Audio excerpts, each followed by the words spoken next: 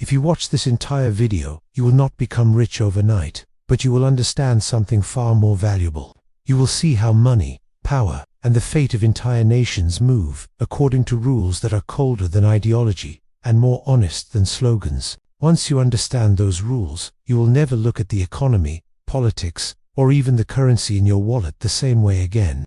Over the last 500 years, history has repeated one pattern with disturbing precision. 3 global superpowers, in 3 different eras, under 3 completely different systems, all walked the same path, step by step, decision by decision, and all of them ended the same way. Not with a final invasion, not with a dramatic battlefield defeat, but with exhaustion from the inside. What makes this unsettling is that in the year 2025, the United States is no longer approaching that pattern. It is already deep inside it. At the end of the 16th century, Spain was the richest empire on earth. Gold and silver from the New World poured in without limit. Its military dominated Europe. Its currency was accepted in every major port. No one believed Spain could ever fall. Yet less than 80 years later, it had declared bankruptcy multiple times, lost its dominance, and faded into a secondary power it never escaped from. At the start of the 20th century, the British Empire ruled 1/4 of the world's land.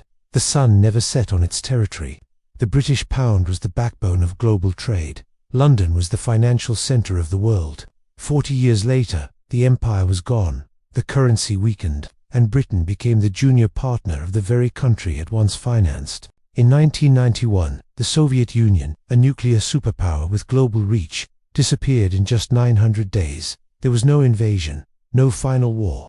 The economies simply stopped holding together. 3 times, 3 superpowers, 1 script. And the part that should make you uneasy is this. The United States has already completed 5 of the 7 stages in that same sequence. To understand what is happening, you first need to understand what imperial collapse actually looks like in real life. It does not begin with tanks crossing borders.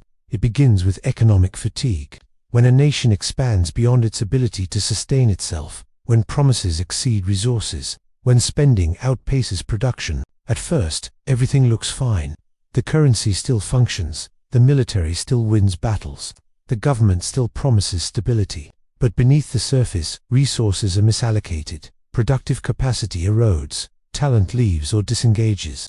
Then the acceleration begins. Allies hedge their bets, rivals test limits, trade partners search for alternatives, and the advantages that once created power slowly turn into liabilities. This is not theory. This is exactly what happened to Spain, Britain, and the Soviet Union, and they all made the same mistake. They believed they were the exception. Return to Spain in the 1600s. When it controlled Europe's money supply, it believed itself untouchable. The crown spent endlessly on wars across multiple continents. Military costs consumed revenue. When taxes failed, they did what every declining empire eventually does. They debased the currency. Silver coins were diluted with copper. The face values stayed the same. The real value collapsed. Inflation surged. Trust vanished. Spain had gold, but it destroyed production. When you can buy everything, you stop making anything. Food, ships, textiles, innovation, all imported.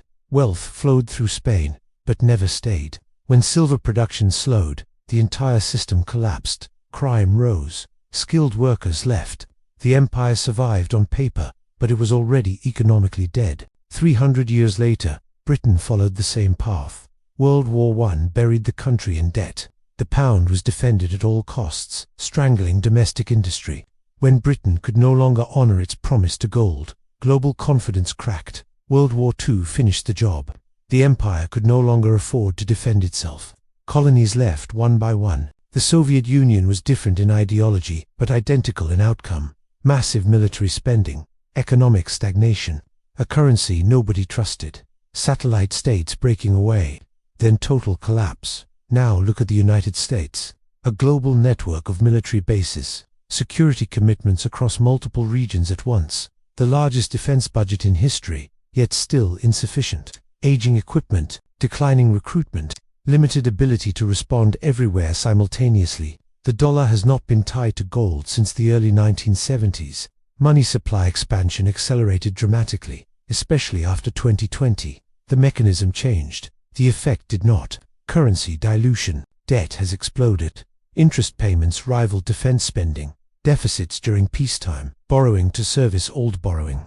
A familiar spiral. Productive capacity has hollowed out. Imports exceed exports by hundreds of billions each year.